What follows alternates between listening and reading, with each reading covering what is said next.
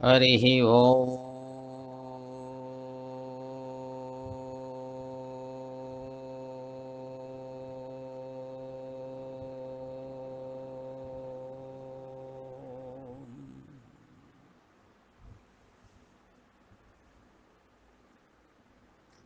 अखण्डमण्डलाकारं व्याप्तं येन चराचरं तत्पदं दर्शितं येन तस्मै श्रीगुरवे नमः।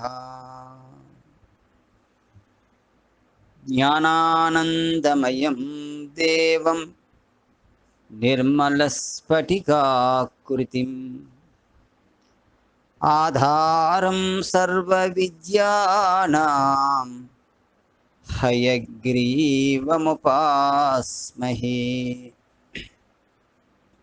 नारायणं नमस्कृत्य नरं चैव नरोत्तमं देवीं सरस्वतीं व्यासं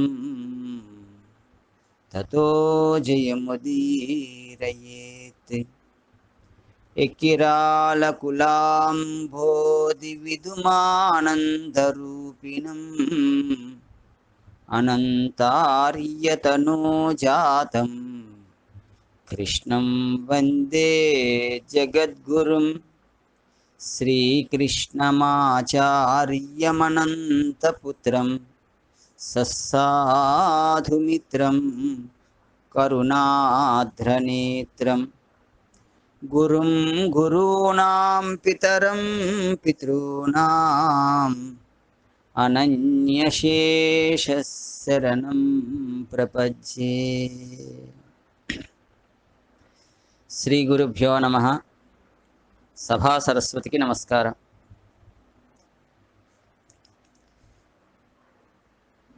పతంజలి యోగ సూత్రాల్లో అష్టాంగ యోగం గురించి మనం యోగ సోపానములు అనేటువంటి పేరిట తరగతులు నిర్వహించుకుంటున్నాం. అందులో నియమము అనేటువంటి అంగం మీద కొన్ని అంశాలని మనం చెప్పుకోవడం జరిగింది. అందులో శౌచం గురించి, సంతోషం అనేటువంటి అంశం గురించి, తపస్సు అనేటువంటి అంశం గురించి మనం ఇప్పటి వరకు ముచ్చటించుకోవడం జరిగింది. ఇది మనం చెప్పుకుంటున్నటువంటి తరగతుల్లో 8వ తరగతి. ఈ రోజున మనం స్వాధ్యాయం అనేటువంటి అంశం, అదేవిధంగా ఆ తదుపరి చెప్పినటువంటి నియమం ఈశ్వర ప్రణిధానాన్ని, వీటి గురించి చెప్పుకోవడానికి ప్రయత్నం చేద్దాం.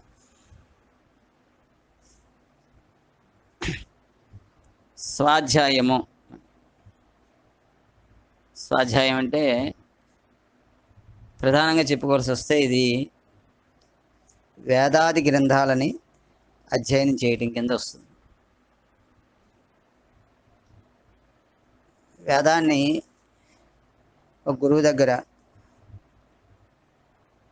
చేరి శుశ్రూష చేసి నేర్చుకోవటం అనేటువంటిది ఏదైతే ఉందో, గురువు చెప్తూ ఉంటే శిష్యుడు దాన్ని మళ్ళా పలుకుతూ దాన్ని పునశ్చరణ చేసుకుంటూ అలా నేర్చుకునేటువంటి విద్యను స్వాధ్యాయం అంటారు. అంటే ఇలా వేదాది గ్రంథాలను అధ్యయనం చేయటం, వారి తాలూకా వెలుగులో గురువు అనేటువంటి ఒక వెలుగు. గురువు అంటే ఏంటి? ఉన్నతమైనటువంటి బౌద్ధిక కక్ష ఏదైతే ఉందో, అంటే బుద్ధి, ఆ కక్ష నుంచి పనిచేసి మనల్ని ప్రచోదనం చేసే శక్తి ఏదైతే ఉందో అది గురువు. ఆ గురువు తత్వాన్ని సమీపానికి వెళ్ళి, అంటే ఉపనయనం జరిగి మనం అధ్యయనం చేసుకున్నట్లయితే, అంటే గురువు అనేటువంటి వెలుగు దగ్గరికి, ఎలా అయితే దీపం దగ్గరికి వెళ్ళి పుస్తకం తెరుస్తామో అట్లాగే గురువు సన్నిధికి వెళ్ళి మన జీవితాన్ని ఆ వెలుగులో అధ్యయనం చేయటం అనే దాన్ని స్వాధ్యాయం అంటారు.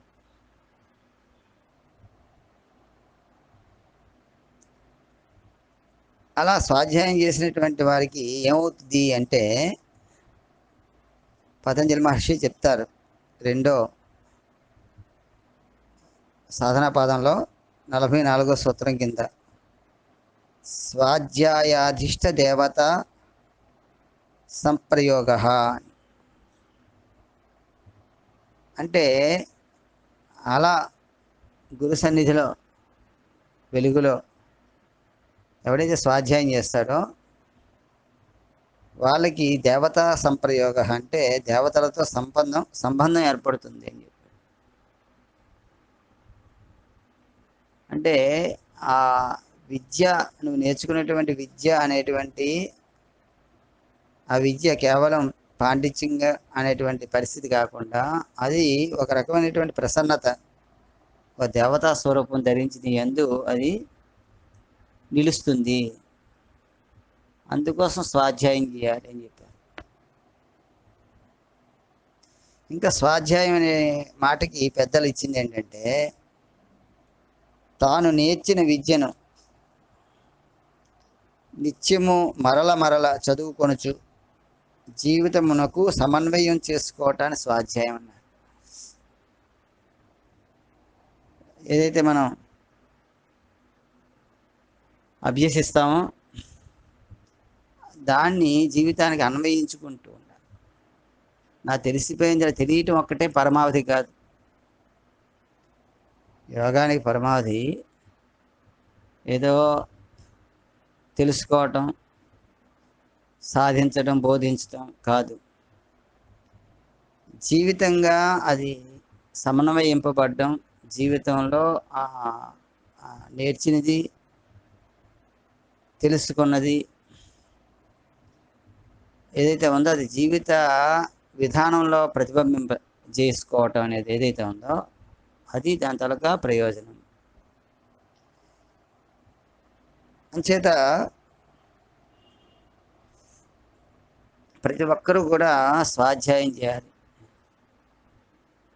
వాంగ్మయమైనటువంటి తపస్సులో శ్రీకృష్ణుడు స్వాధ్యాయాన్ని చేర్చి అది వాంగ్మయమైనటువంటి తపస్సు అని చెప్పారు.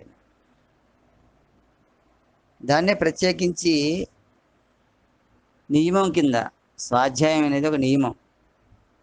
నియమం అంటే ముందు చెప్పుకున్నాం, ఏదైనా నియమమైనా యమమైనా కూడా అది ఆజన్మ వ్రతంగా మనందరం కూడా నిర్వర్తించుకోవాల్సిందే అని.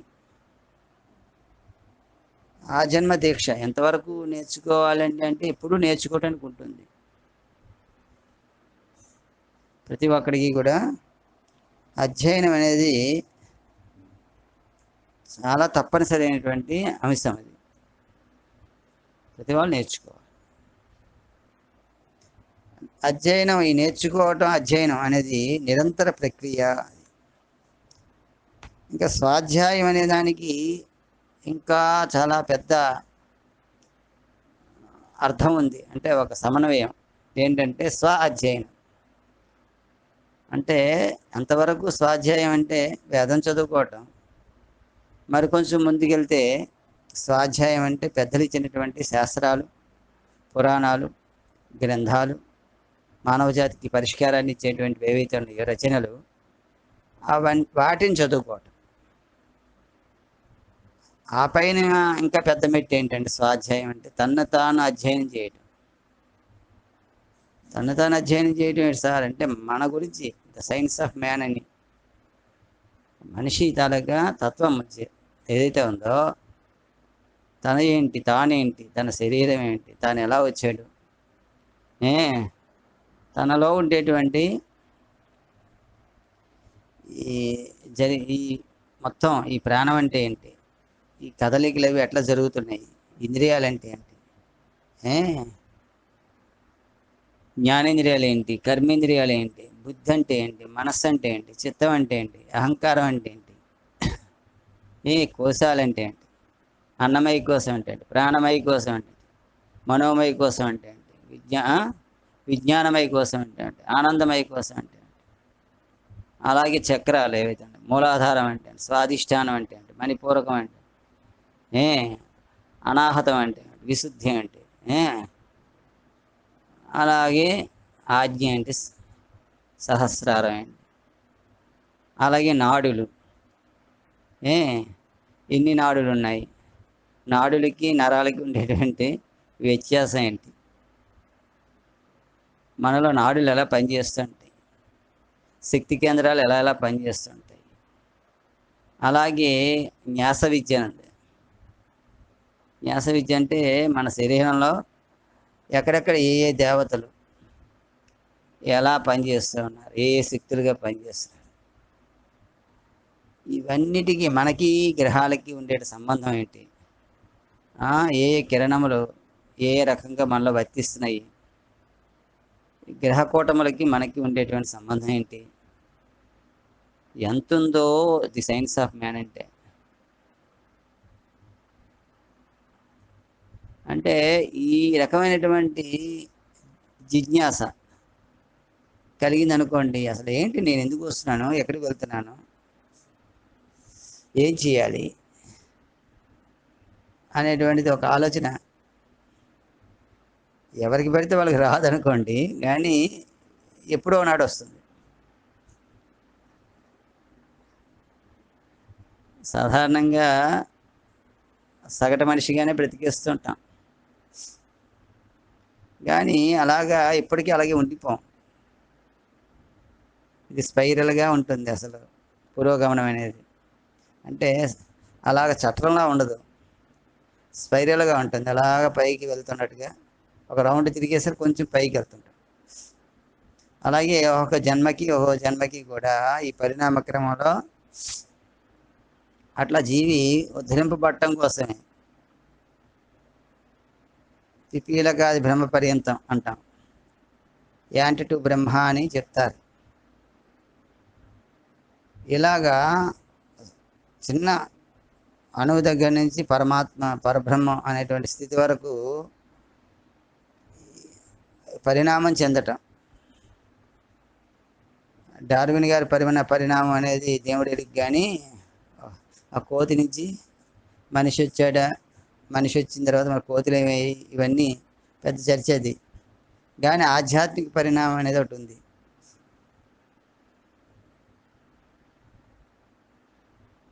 ఆధ్యాత్మిక పరిణామం అంటే ఇది పరమసత్యాల్లో సత్యం ఏంటంటే ఒక అణువు దగ్గర నుంచి ఒక సూర్యుడి వరకు అది పరిణామం చెందుతూనే ఉంటుంది.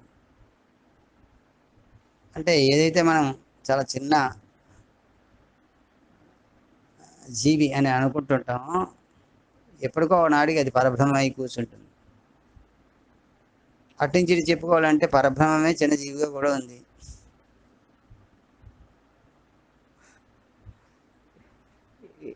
ఇటు నుంచి అటు చెప్పుకుంటే ఇక్కడి నుంచి అక్కడి వరకు ప్రయాణం కనిపిస్తుంది. అట్నుంచి ఇటు చెప్పుకుంటే అదే ఇది ఇలాగా దిగొచ్చింది అని తెలుస్తుంది.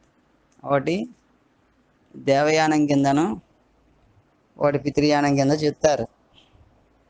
ఇటు నుంచి అటు వెళ్తే దేవయానం, అదే పరమాత్మయే ఇన్నిటిగా దిగి వచ్చాడంటే అది ఇలా స్థూలంగా దిగి వచ్చినప్పుడు పితృయానము, సూక్ష్మలోకాల్లోకి వెళ్ళేటప్పుడు దేవయానం. ఇది చెప్పి ఈ కథే మొత్తం అంతా పురాణాల్లో అన్నిటి యందు ఉంటుంది. ఎప్పటికో నాడికి జీవికి వీటి మీద ఒక రకమైనటువంటి పరిణామ క్రమంలో ఒక వయసు వచ్చేసరికి మీసం గడ్డం ఎట్లా వస్తుందో,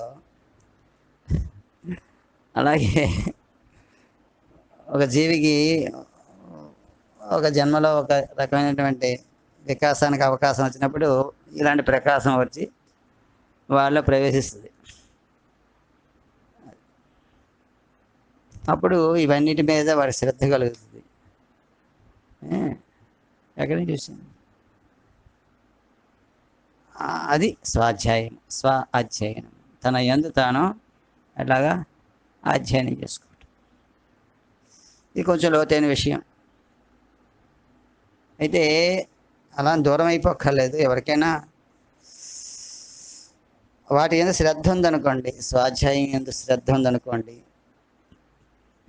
మహాత్ములు ఇచ్చినటువంటి అనేక రకములైనటువంటి వాంగ్మయం ఉంది. ఆ వాంగ్మయాన్ని కానీ మనం శ్రద్ధాలువులై అధ్యయనం చేయగలిగితే, ఎందుకంటే ఎంచేత అంటే ఋషుల తాలూకు వాంగ్మయం అది దివ్యమైన కక్షల్లోంచి దిగొచ్చి ఉంటుంది. వాటి గురించి చెప్పుకునే ముందర మీకు ఒక విషయం నేను చెప్తాను అనుకుంటున్నాను. ప్రతి వాంగ్మయం కదా అనేసి ఏది పడితే చదివా అనుకోండి, చదివితే అది మన తాలూకా స్థితిని దిగజార్చే విధంగా కూడా ఉంటుంది. ఒక్కడైతే వాడు తెలుసుకున్న విషయాలకి వల్ల వాడు అసలు పైకి అది మార్చాలంటే అంటే ఇప్పటి వరకు వాడికి అలా అలా ఇంప్రింట్స్ అనమాట, అట్లా గీయబడినటువంటి ఉంటాయి. కొన్ని రచనలు చదివాడుకున్నాను, ఏ రంగనాయకం పుస్తకాలు చదివాడు అనుకోండి, వాడు కొన్ని ఉండిపోతాయి ఎలాగా. అలాంటి రచనలు చదివిన తర్వాత వీడు మళ్ళీ మామూలు పుస్తకాలు చదివితే వాడికి అసలు, ఎందుకంటే ఒకప్పుడు అది ఏదైతే వాడికి బీజంగా పడిపోయిందో అది చెరగబడి మళ్ళా కొత్తగా ఎక్కించాలంటే కొంచెం కష్టం అవుద్ది. అందుకోసం మన చేతిలోకి వచ్చే పుస్తకాలు కూడా రకరకాలుగా ఉంటాయి. కొన్ని రచనలు అధమ రచనలు ఉంటాయి. స్వాధ్యాయం అంటే కొన్ని రచనలు ఇవి ఇలా మామూలు అధ్యయనంలో కొత్త స్టడీ అనమాట. స్టడీ మెటీరియల్ ఏదైతే ఉందో దాని గురించి కాసేపు మాట్లాడుకుని మళ్ళీ స్వాధ్యాయంలోకి వెళ్దాం. స్వాధ్యాయం అంటే మొదటి వేదాలు అవి చదువుకోవటం, గురువుల దగ్గర జ్ఞానాన్ని పొందటం, అది స్వాధ్యాయం. స్వాధ్యాయ ప్రవచనేచ, అది ఉపనిషత్తులో చెప్పబడినటువంటి స్వాధ్యాయం. అలా కాకుండా ఇంకా రెండవది ఉంది స్వాధ్యాయం అంటే ఏంటి, పవిత్రమైనటువంటి గ్రంథాలు అవి చదువుకోవటం. మూడవ స్వాధ్యాయం అంటే ఏంటంటే ఋషిది తను తాను చదువుకోవటం. తను చదువుకోవటం వల్లే సృష్టిని చదువుకోవడం జరుగుద్ది. నువ్వు తెలుసుకో. ఎందుకు కారణం ఏంటంటే ఈ సృష్టి, ఈ బ్రహ్మాండాన్ని పూర్తిగా అనుకరించి పిండాండం తయారైంది, మన శరీరం తయారైంది. ఈ శరీరంగా తయారవటం కోసం ఎన్నో యోగాలు ప్రయోగాలు జరిగాయి. ఇలా ఇప్పుడు మనకి ఈ రూపం ఉందే, ఈ రూపంగా ఎట్లాగా మానవ రూపం దాల్చడం కోసం ఇలాగ చాలా ప్రయోగాలు జరిగాయి. ఆ ప్రయోగాలు జరిగిన తర్వాత ఇది పూర్ణ పురుషుడి తాలూకా ఒక ప్రతీకగా ఈ శరీరం ఇవ్వబడింది.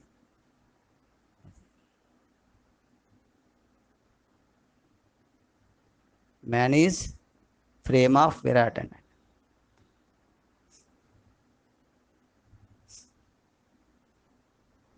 విరాట్ పురుషుడి తాలూకా ఒక రూపకల్పనగా ఈ మానవ దేహం అనేది ఇవ్వబడింది. అందుకోసం విరాట్ పురుషుని స్టడీ చేయాలంటే మన వల్ల కాదు కనుక మనిషిగా తనలో ఉండేటువంటి ఈ విధానాన్ని అధ్యయనం చేయటం కానీ ఎవరైనా ప్రారంభించాడు అనుకోండి, వాడు తెలియనటువంటి అనేకమైన ఉన్నాయి. మనిషి అంటే ఈ ఎనాటమీ తెలిసినటువంటి వాళ్ళకి తెలిసిన మనిషి కాదు, ఎంతకన్నా లోతైన మనిషి ఉన్నాడు. ఉదాహరణకి చెప్తా సరదాగా, మీ శరీరాన్ని చూసి నేను మాట్లాడుతున్నాను, నా శరీరాన్ని చూసి మీరు వింటున్నారు, కానీ మధ్యలో జరుగుతుంది చాలా పెద్ద వ్యవహారం జరుగుతుంది. మిమ్మల్ని నేను ఎప్పుడు చూడలే, జీవితాంతం నన్ను మీరు ఎప్పుడు చూడలే, అవునా కాదా?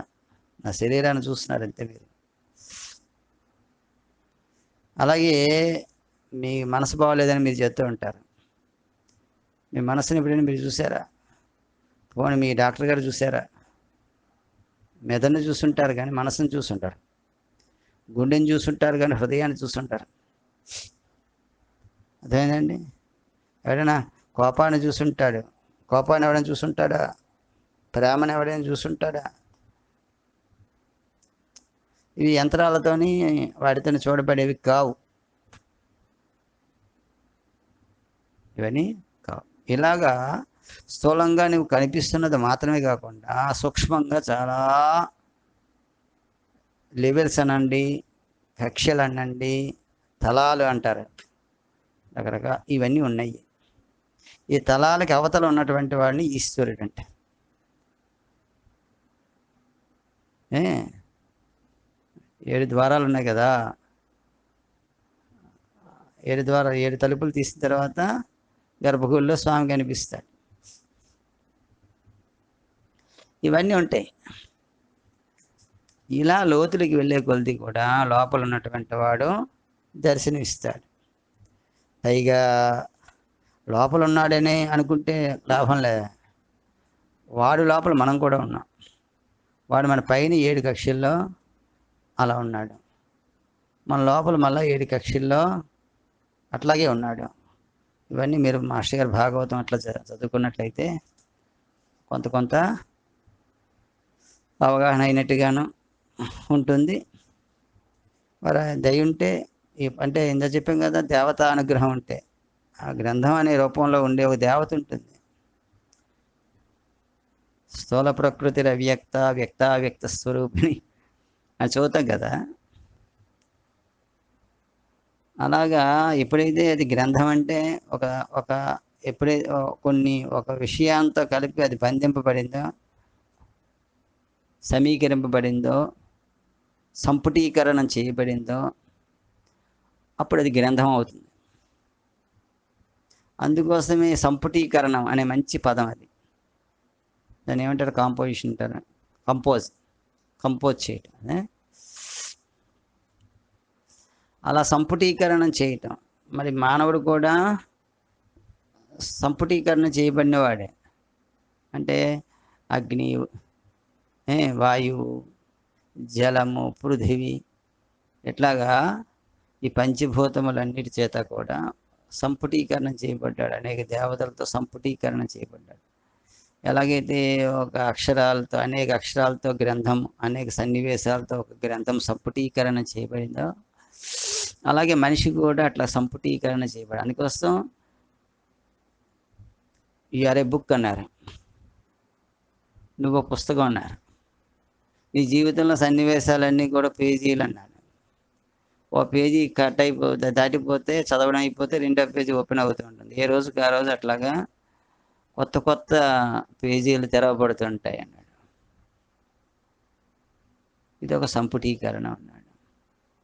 అందుకోసం ఈ సంపుటల్ని మనం అర్థం చేసుకోవటమే, అధ్యయనం చేయటమే. కొంచెం డీప్ అనుకోండి. మరి ఎంతవరకు ఇది అవగాహనకు వస్తుందో తెలియదు, కానీ ఇది కూడా అధ్యయనమే.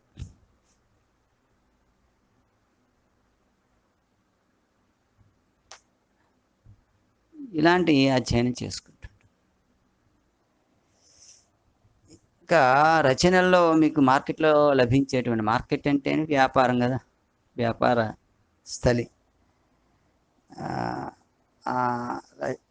అలాగా మార్కెట్లో లభించేటువంటి వాటిలో ఎలా ఉంటాయి రచనలు?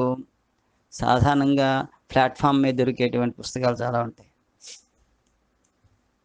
అందుకోసం యోగం అనేసరికి ఏది పడితే చదివేయటం, అలాగే అలాగా ఎంచేత అంటే ఎక్కువ మంది ఏంటంటే పేరు కోసం, డబ్బు కోసం, కీర్తి కోసం, అదే కీర్తి అన్న పేరు ఒకటి అనుకోండి, ఇలా చేస్తుంటారు. వీళ్ళందరూ ఏమైనా కామము, క్రోధము, లోభము, మోహము, మతం, ఆశ్చర్యం, ఇవైతే లేకపోతే త్రిగుణాలను బ్యాలెన్స్ చేసుకుని ఇవన్నీ జయించినటువంటి వారా ఏంటి? కాదు కదా. ఎక్కువ ఇదివరకైతే ఒక పెద్దలు చెప్పినటువంటి ఆర్యోక్తి ఉంది.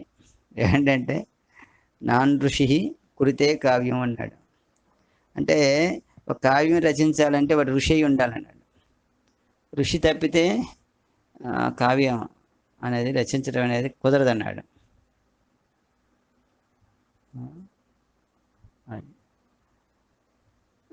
అంటే ఏంటి? ఒక వాక్యంలోనే వాడు ఎంతో జీవితానుభవాన్ని పొందిపరిచి ఇస్తాడు. అందుకోసమే వాక్యం రసాత్మకం కావ్యం అన్నారు. అంటే ఒక వాక్యం పరిపూర్ణంగా పొటెన్షియల్గా ఎన్నో విషయాలు, ఇప్పుడు ఎలాగైతే పతంజలి ఒక సూత్రంలో ఎంతో అలా ఎన్నో విషయాల్ని అలా ఇవ్వబడిందో, అయితే ఒక హోమియోపతి మాత్ర ఎన్నో గుణాలని తనలో నిక్షిప్తం చేసుకుంటుందో, అలాగే అక్షరాలను కూడా పరబ్రహ్మంగా ఉపాసన చేసినటువంటి వారిని, ఋషులైనటువంటి వారు ఎన్నో మహత్తరమైనటువంటి విషయాలు తీసుకొచ్చి ఇలాగా వాక్య నిర్మాణాలు చేస్తారు. కనుకే వాక్యం రసాత్మకం కావ్యం అన్నాడు.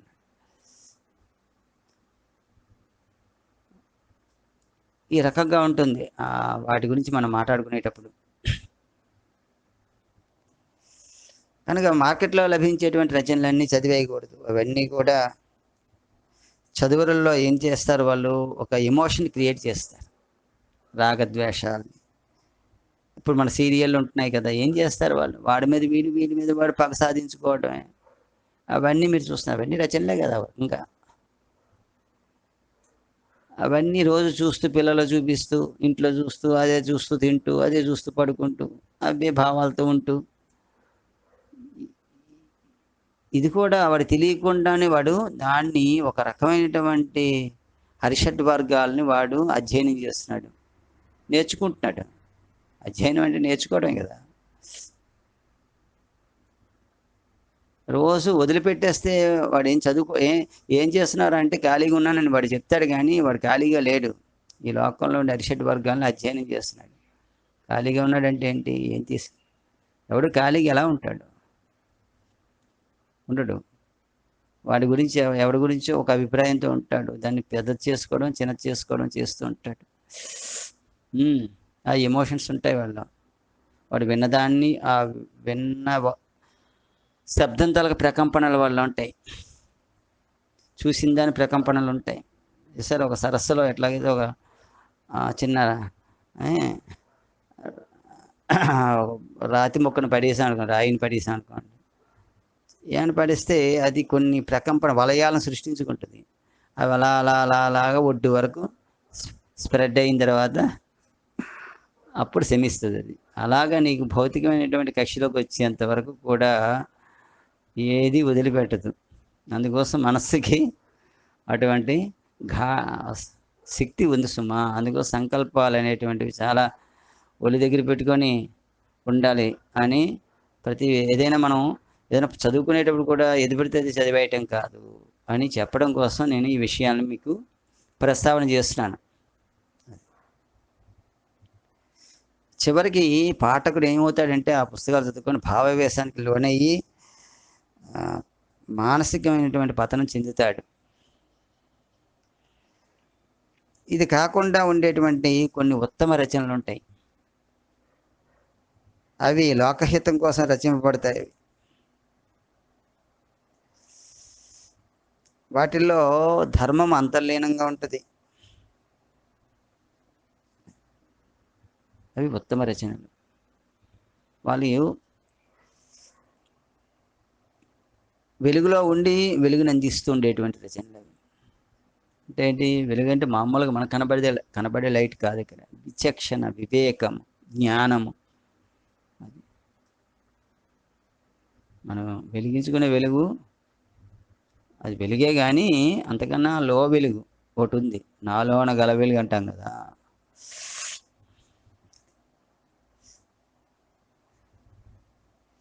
లోకహితం కోసం వాళ్ళు రచనలు చేస్తూ ఉంటారు. వాళ్ళ దృష్టి ఎప్పుడు కూడా లోక శ్రేయస్సును ఆకాంక్షించేదిగా ఉంటుంది. వీరి రచన ధర్మపరంగా సాగుతూ ఉంటుంది. ధర్మం అంటే తాను అనుకున్నది కాదు, సృష్టిలో అంతర్లీనంగా దాగి ఉండి ఈ సృష్టికి మూల కారణం ఏదైతే ఉందో అది ధర్మం. అందుకోసం ఆ ధర్మాన్ని దర్శించి కవి కూడా మరొక సృష్టి చేస్తాడు. అందుకోసం కవి బ్రహ్మ అంటాంగా. మహాత్ముల రచనలో అనేక ధర్మాలు ఉంటాయి. ఉదాహరణకి మహాభారతం ఉందనుకోండి, ధర్మాల తలక ఒక సమాహారం, అది పంచమ వేదం. అది ధర్మతత్వజ్ఞుల ధర్మశాస్త్రం అని, ఆధ్యాత్మిక విధులు వేదాంతమని, నీతి విచక్షణులు నీతి శాస్త్రం పని, పౌరాణికులు మహాపురాణం అడిగి ఉంటారు. ఎవరు ఏది అందులో దర్శించాలో, ఎవరికి ఏం కావాలో ఇచ్చేటువంటి ఒక కల్పవృక్షంగా ఉంటుంది. భాగవతం కూడా అంతే. భాగవతం కూడా ఒక కల్పవృక్షం. ఏమంటాడు? లలిత స్కందం కృష్ణమూలం సుఖాలాపాభిరామం మంజులతా శోభితమున్ సువర్ణ సుమనసుజ్ఞేయమున్ సుందరోజ్వల వృత్తంబు మహాఫలంబు విమల వ్యాసాల వాలంబునై వెలయన్ భాగవతాక్ష కల్పతరు ఉర్పిన్ అన్నాడు. అది కల్పవృక్షం. ఏది కావలసింది ఇస్తుంది. అంటే మానవుడికి ఏది కావాలో తెలిసిస్తుంది అని అర్థం. ఏది కావలసింది ఇస్తుంది అంటే నీకు ఏది శ్రేయస్సునిస్తుందో. కావ్యం తాలూకు ప్రయోజనం ఏంటంటే, కావ్యం తాలూకా ప్రయోజనం, పరమ ప్రయోజనం ఏంటంటే, దాన్ని ఏమన్నారు? సాహిత్యం అన్నారు కదా. అంటే సమాజ హితం కోరేది నిజమైన సాహిత్యం.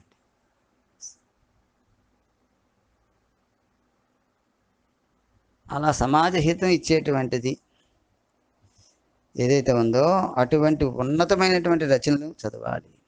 అవి మనకి వ్యాసప్రోక్తమైనటువంటి ఉన్నాయి, ఋషిప్రోక్తమైనటువంటి ఋషులు రచించినటువంటి ఉన్నాయి. ఋషులు ఎంత ప్రయత్నం చేశారండి. ఏముందండి, వాళ్ళకి ఏం కావాలి? కాపీ రైట్స్ కావాలా, లేకపోతే వాళ్ళ తల ఫోటోలు ప్రచారంలోకి రావాలా, వాళ్ళకి ఏదైనా దీనివల్ల కలిసి వచ్చేది ఏమైనా ఉందా? ఏ లేదు. కేవలం కూడా యజ్ఞార్థం, పరహితం అనేటువంటి అదే ప్రాతిపదికగా వాళ్ళ జీవితం నడుస్తూ ఉంటుంది.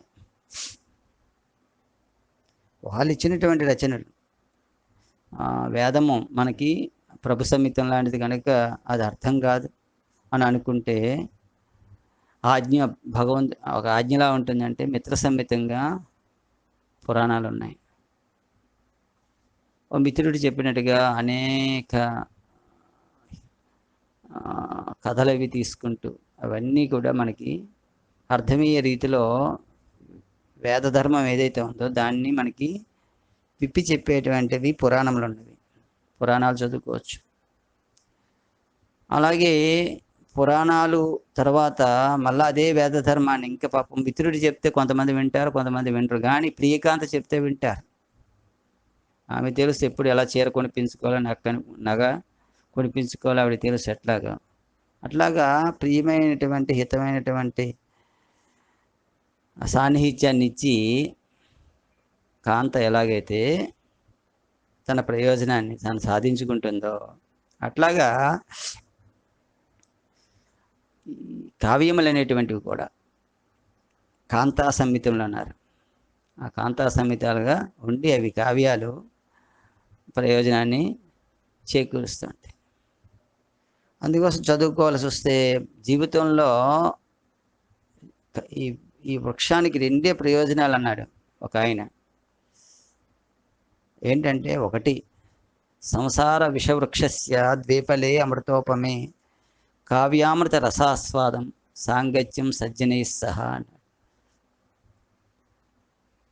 జీవితం అనేది ఒక పెద్ద వృక్షం అట. అది అన్నీ అప్రయోజనమైన ఫలాలు ఇచ్చే పనులు. అంటే ఏది ముట్టుకున్నా కూడా, దేని వైపు వెళ్ళినా కూడా అది నిరాశని ఇస్తుంటుందట. విషవృక్షం. అయితే రెండు ఫలాలు మాత్రం జీవితాన్ని సాఫల్యం చేసేటువంటి ఫలాలు ఇస్తుందట జీవితంలో. ఎవడైతే ఈ జీవితాన్ని ప్రయోజనాత్మకంగా నడిపించుకోవాలని కోరుకుంటాడో వాడు. అది ఒకటి కావ్యామృత రసాస్వాదం, పవిత్రమైనటువంటి రచనలు చదువుకోవటం. రెండోది ఒకటి ఉంది, సాంగత్యం సజ్జనై సహా, మంచి వాళ్ళతో స్నేహం చేస్తూ వాళ్ళతో కలిసిమెలిసి జీవిస్తూ సద్విషయంతో సాంగత్యం చెందడమే సత్సాంగత్యం, గుడ్ కంపెనీ. ఈ రెండే జీవితానికి పనికొస్తాయి. మిగతావన్నీ కూడా నీ ఇష్టం, ఎంత పరుగులు తీయు అవన్నీ కూడా నీకు చివరికి నిరాశనిస్తాయి. ఈ రెండు మాత్రమే నేను ఒడ్డెక్కిస్తాయి. ఒకటి పవిత్రమైనటువంటి అధ్యయనము, రెండో పవిత్రమైన సాంగత్యం. ఈ రెండు కూడా చాలా అవసరం అని చెప్పాడు. ఇలాగా అయితే సార్ నాకు మరి అవన్నీ మీరు ఇందాక చెప్పినటువంటి పురాణాలు, వేదాలు, కావ్యాలు ఇవన్నీ ఏం చదువుకోవాలో చెప్పొచ్చు కదా మీరు. నేనేమో తెలుగువాడిని. తెలుగు తప్పితే నాకు ఇంకేం రాదు. మరి అవి సంస్కృతంలో ఉంటాయి కదా! అంటే నాన్న ఎప్పటికప్పుడు ఋషులు కూడా పరమాత్మ మన మీద అనుగ్రహం చేత ఋషుల ద్వారా ఎప్పటికప్పుడు మనకు తెలిసేటువంటి స్థితిలోకి దిగొస్తూ ఉంటుంది. అది హరితత్వము ఈ భగవతత్వం ఎట్లా దిగొస్తుందంటే నీకు ఎంతవరకు నువ్వున్న స్థితికి ఉన్నత స్థితి నుంచి నువ్వు ఉన్న స్థితికి అది అలాగ దిగి వస్తూ ఉంటుంది. చాలా రచనలు అలాగా మహాత్ములు ఏం చేశారంటే ఎలాగైతే భగీరథుడు గంగని భూమి మీద తీసుకొచ్చాడో అట్లాగే మహాత్ములు ఎప్పుడు కూడా అనేక గొప్ప విషయాలన్నీ కూడా మా వద్దే ఉండిపోవాలని కాకుండా వాళ్ళు తాలూకా త్యాగనిరతి ఈశ్వర అనుగ్రహం రెడ్డి కలిసి అనేక రచనల కింద భూమి మీదకి వస్తున్నాయి. అది మీకు ఆ విషయాన్ని కూడా చెప్పాలి, చదువుకోవాలి.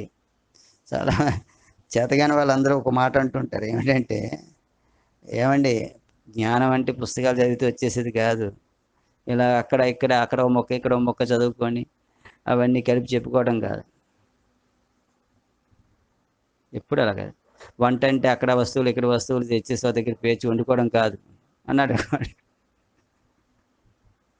మూర్ఖులు.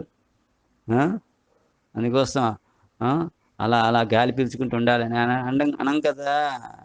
మార్కెట్కి ఎందుకు వెళ్తున్నావు, సరుకులు ఎందుకు తెచ్చుకుంటున్నావు, అవన్నీ ఎందుకు వండుకుంటున్నావు అంటే అవన్నీ కలిపి వండుకోవడం ఎటువంటిదో అలాగే అనేక చోట్ల ఇది అట్లాగా ఉంటే అవన్నీ కూడా సమీకరించుకొని సమన్వయించుకొని నీకు జీవితానికి అన్వయించుకొని జీవించటం అనేది పండించుకోవటం ఏదైతే ఉందో ఆ రుచి అది స్వాధ్యాయం ఇస్తుంది. అందుకోసం ముందర అహంకారం కాకుండా నేను ఒక విద్యార్థిని, నిత్య విద్యార్థిని ఏదో అయిపోయానని అనుకోకూడదు. ఎవరి మీద ఎప్పుడు నేర్చుకోవడానికి ఉంది. పైగా ఋషుల తాలూకా ప్రజ్ఞామయ సాన్నిధ్యం నీకు లభించాలంటే పవిత్రమైన గ్రంథాల్లోంచి లభిస్తుంది. ప్రతి గ్రంథానికి ఒక అస్తిత్వం ఉంది. ఎలాగైతే నదులను దేవతలుగా మనం ఇస్తామో మనం దీంట్లో, అలాగే ప్రతి గ్రంథం కూడా ఒక దేవత సమూహం. అదే అందుకోసం ఇంకా పవిత్రమైన గ్రంథాలు చదువుకోవాలంటే పవిత్రమైన పూజనీయమైనటువంటి భావంతో చదువుకోవాలి. చాలా వాటిని ఎలా పెడితే అలాగా చురుగుతాయి. సరస్వతి స్వరూపాలుగా భావిస్తూ అందులో ఒక దేవత ఉందని భావిస్తూ ఆ కవిని ఒక స్మరిస్తూ, ఎందుకంటే కృతజ్ఞత లేని వాడికి ఓపెన్ అవ్వదు ఏది జ్ఞానం. ఇవన్నీ మాస్టర్ గారు చెప్పినవి సార్. ఇవన్నీ మాస్టర్కి వివిధ సందర్భాల్లో చెప్పినటువంటి విషయాలు మీకు నేను ప్రస్తావన చేస్తున్నాను. అందుకోసం ఆ రచన తీసుకుంటున్నప్పుడు ఆ కవి, ఆ తపస్వి ఎవడైతే ఉన్నాడో ఆయన తాలూకు అనుగ్రహం ఉండాలి. అప్పుడు నీకు ఈ గ్రంథులు ఏవైతే ఉంటాయో అవన్నీ కూడా నీకు ఓపెన్ అవుతాయి, సహకరిస్తాయి. నీకు నువ్వు రోజు అక్షరాలు అర్థాలు కాకుండా అందులో ప్రయోజనం ఏదైతే ఉందో, ఏది ఉద్దేశించి కవి ఈ రకమైనటువంటిది చేశాడో అది. ఎందుకంటే మీకు కావ్యం కింద పుస్తకం కింద వచ్చేది 4వ వంతు మాత్రమే. పరా పశ్యంతి మధ్యమ వైఖరి అని వాకు యొక్క 4 స్థితులు ఉన్నాయని మీకు. పరావాకు అది ఎవరికి తెలియదు, ఎక్కడో అది కనిపించి కొంచెం భావాన్ని సంతరించుకున్నప్పుడు పశ్యంతి అంటారు. భాషను సంతరించుకునేటప్పుడు మధ్యం అవుతుంది. అది వ్యక్తీకరణ వచ్చేటప్పుడు వైఖరి అవుతుంది.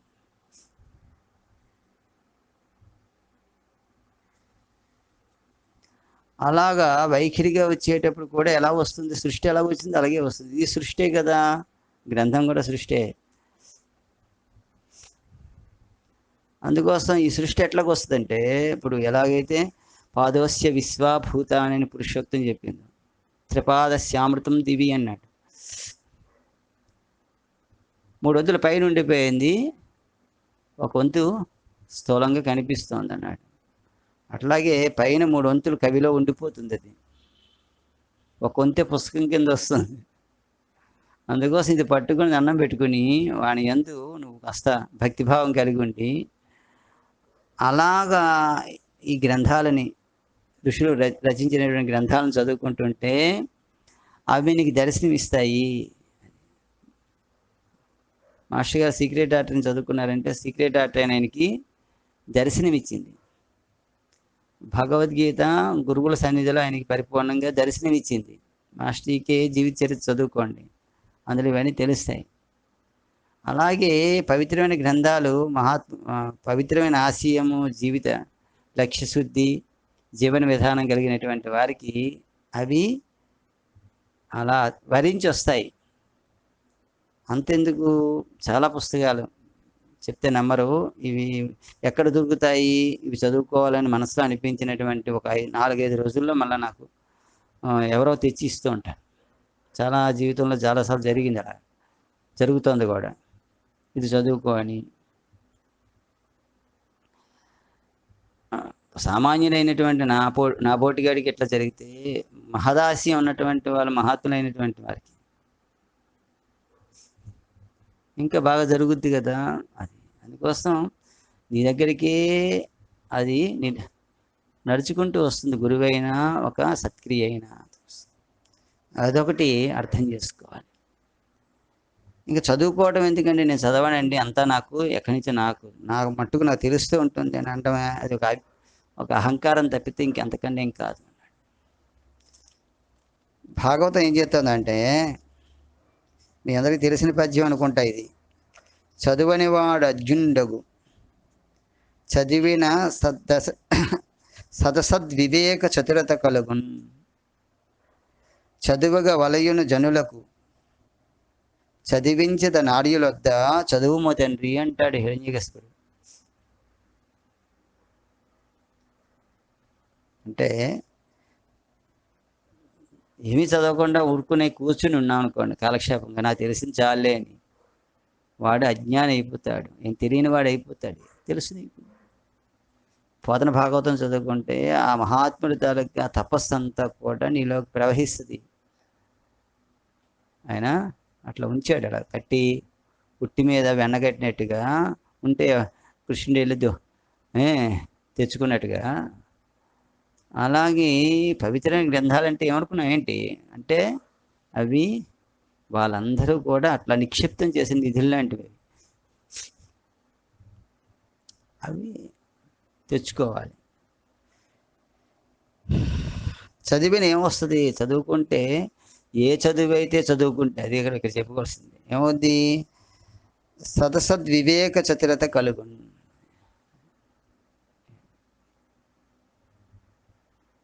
సత్ అసత్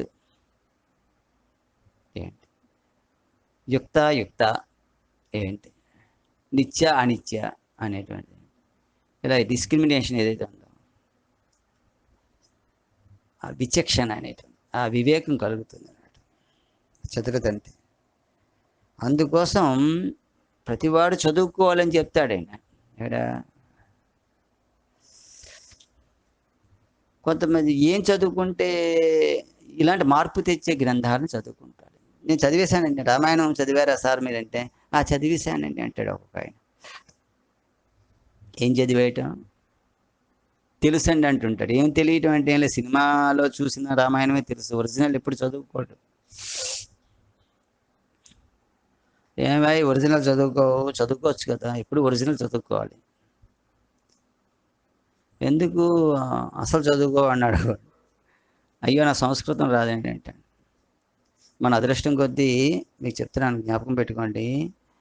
గోరఖ్పూర్ ప్రెస్ వాళ్ళు రామాయణం అంతా కూడా సంస్కృత శ్లోకాలతో పాటు తెలుగు, దానికి ప్రతి శ్లోకానికి తెలుగుని మనం వ్యవహారిక భాషలో ఇచ్చారు 3 పుస్తకాల కింద. ఎప్పుడు మన ఇంట్లో ఏది పెట్టుకోవాలి అంటే పెద్ద టీవీ పెట్టుకోవాలో లేకపోతే మరొకటి, అవి కాదు. నిజమైనటువంటి వారసత్వ సంపద అంటే ఇవి, భారతం, భాగవతం, రామాయణం. తెచ్చుకొని ఇంట్లో ఉంటే చాలు. అవి ఒక ఋషుని నెట్టే లెక్క, రాముడి తాలూకా పరిపూర్ణ రామాయణం ఉంటే చదువుకుంటే ఇంకా మంచిది, గొప్పది. చదువుకోవడం కోసం తెచ్చుకోవాలి, అలంకరణ కోసం కాదనుకోండి, కానీ ఉంచుకోవాలి అది రామాయణం. అలాగే మీకు కొన్ని గ్రంథాలు చెప్తాను నేను. అందుకోసం నేను చదువుకోలేదండి అంటే, ఇప్పుడు మనకుండేటువంటి వ్యవహారిక భాషలో రచింపబడినటువంటి పవిత్రమైన గ్రంథాలు ఉన్నాయి, అవి చదువుకోవాలి. టీటీడీ వాళ్ళు మహాభారతం, తిరుపతి తిరుమల దేవస్థానం మహాభారతం ఏం చేశారంటే, ఈ కవిత్రయం రాసినటువంటి మహాభారతాన్ని పండితుల చేత చక్కగా వ్యాఖ్యానం చేయించి మనకు అందించినటువంటివి ఉన్నాయి. అంటే పద్యాలు చదువుకోవచ్చు, టీక చదువుకోవచ్చు, వ్యాఖ్యానం చదువుకోవచ్చు. అలాగే భాగవతం మాస్టర్ ఈకే గారు శ్రీమద్ భాగవత రహస్య ప్రకాశం అని ఇచ్చారు. అది చదువుకుని చాలు, సమస్తమైనటువంటి జ్ఞానం కూడా అందులో మాస్టర్ గారు అట్లాగా పాకం పోసేశారు. అందులో మూలమైనటువంటి పోతన పద్యాలు చదువుకోవచ్చు, టీకా తాత్పర్యం చదువుకోవచ్చు, ప్రతిపదార్థం చదువుకోవచ్చు, భావం చదువుకోవచ్చు. అంతకు మించి అందులో ఉండే రహస్యాన్ని తెలుసుకోవచ్చు. రహస్య ప్రకాశం అది చాలా అద్భుతం. నాకు తెలిసి చాలామంది ప్రతిరోజు చదువుకునే గ్రంథాల్లో అది ఒకటి.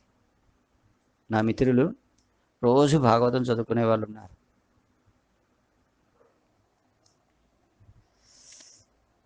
అలాగే భగవద్గీత గురించి మాస్టర్ ఈకే గారు 3 పవిత్రమైనటువంటి గ్రంథాలను ఇచ్చారు. ఒకటి మందరగీత అని ఇచ్చారు. అలాగే శంఖారావం అని ఇప్పుడు మన జీవితానికి అన్వయింపజేస్తూ చాలా అద్భుతమైన ఉదాహరణలతో ఇచ్చారు.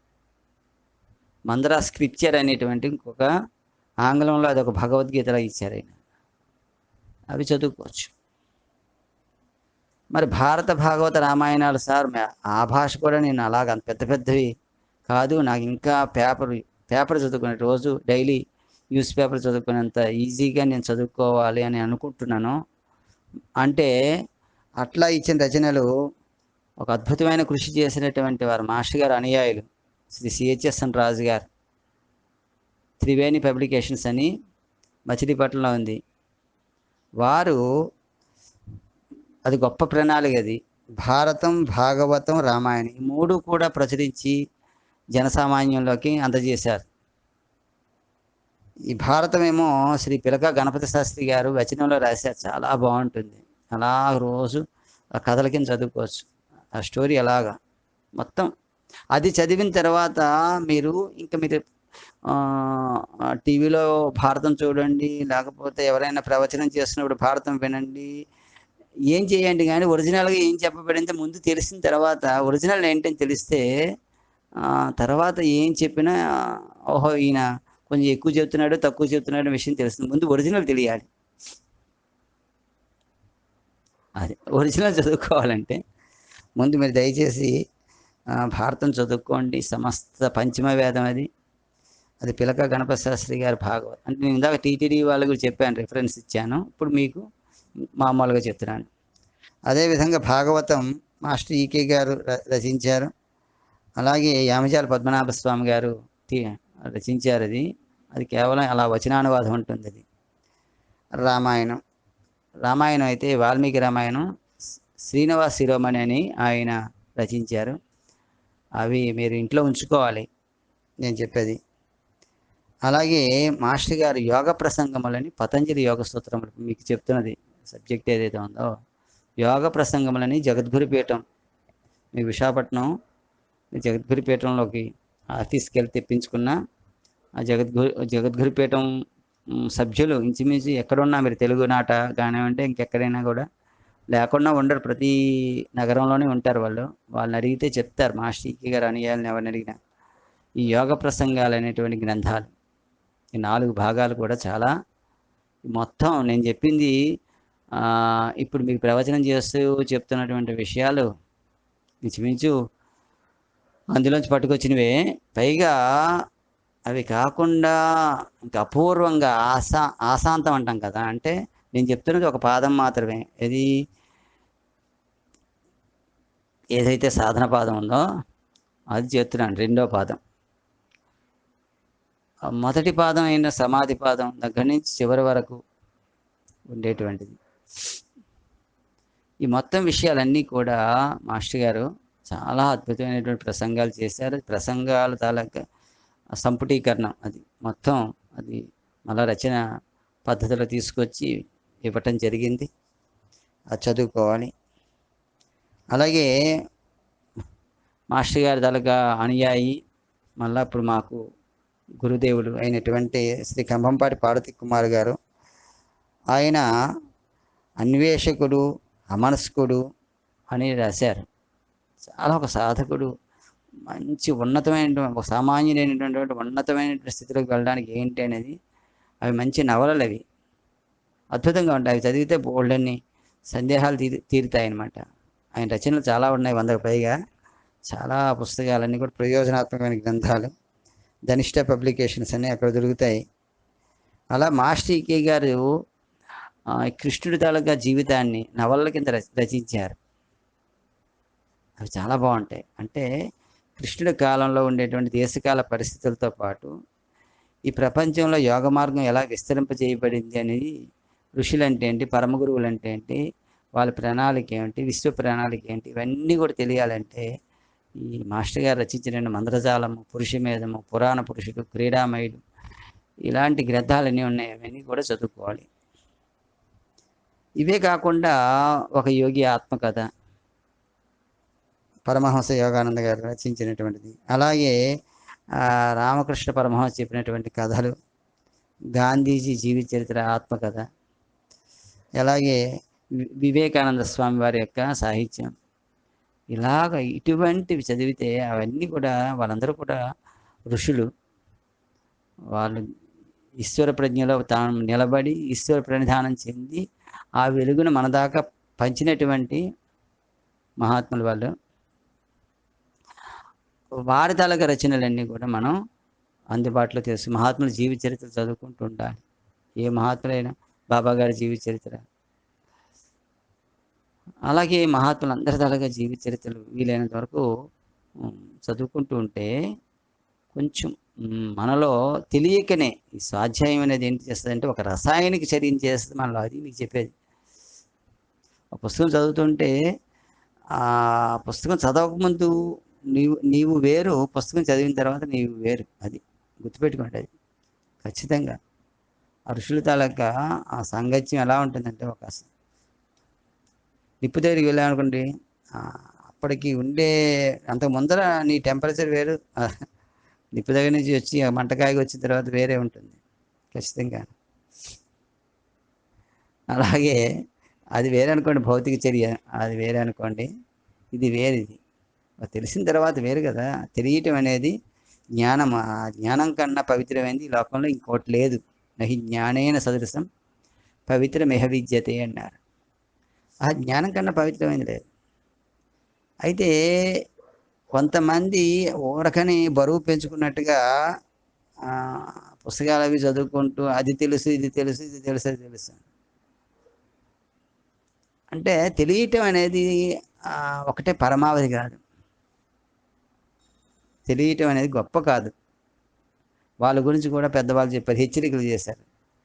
చదువది ఎంత కలిగిన రసజ్ఞత ఎంచుక చాలకున్న ఆ చదువు నిరర్ధకము, గుణ సంయుతులు ఎవ్వరు మెచ్చరెచ్చటం, పదునుగా మంచి కూర నలపాకము చేసిననైనా అందు పొదవడి నుప్పులేక రుచి పుట్టగా నేర్చున్నట్టయ్యా భాస్కర. ఎంత చదివి ఎంత చదివితే ఏంటి ప్రయోజనం? అందులో రసజ్ఞత తెలియదు. ప్రహ్లాదుని అడిగాడు వాళ్ళ నాన్న, ఏం చదివారా నాన్న? చదువులలో మర్మం ఎల్ల చదివితే తండ్రి అన్నాడు. వాడికి రసజ్ఞత తెలిసినవాడు. అంటే ఈ చదువులన్నీ ఎక్కడ తీసుకెళ్తాయో తెలుసు నాకు. ఏ చదువు ఎక్కడ తీసుకెళ్తుంది తెలియటమే కాకుండా ఈ చదువులు అన్నిటినీ ఇవన్నీ కలిపి ఏ చదువుకోనివ్వండి పరమాణు స్టేజ్కి తీసుకెళ్ళిపోతుంది. ఫిజిక్స్ చదవండి, కెమిస్ట్రీ చదవండి, ఆధ్యాత్మిక చదవండి, ఇలా భౌతికంగా చదువుతూ చదువుతూ చదువుతూ వెనక్కి వెళ్తున్న కొద్ది సూక్ష్మంలోకి తీసుకెళ్ళిపోతుంది. అతస్య మధ్య వహినిసిక అని ఎలాగైతే మంత్రపుష్పం చెబుతుందో అలాగా ఆ శిఖ దగ్గర తీసుకెళ్ళిపోతుంది. ఆయనే ఉంటాడు. ఎవడు? ఈశ్వరుడే ఉంటాడు. అందుకోసం ఇవన్నీ తీసుకెళ్ళేది ఏంటంటే, ఎక్కడికి వెళ్ళామంటే కనిపిస్తున్న స్థూలమైనటువంటి కూడా అణువులు పరమాణువుల వరకు తీసుకెళ్ళాం. ఇంకా అక్కడికి ఏముంది? ఏమో ఏమో ఏమో ఏమో ఇంకేమో. అది ఇలా ఎందుకు రూపొందింపబడుతోంది? ఎలా జరుగుతోంది?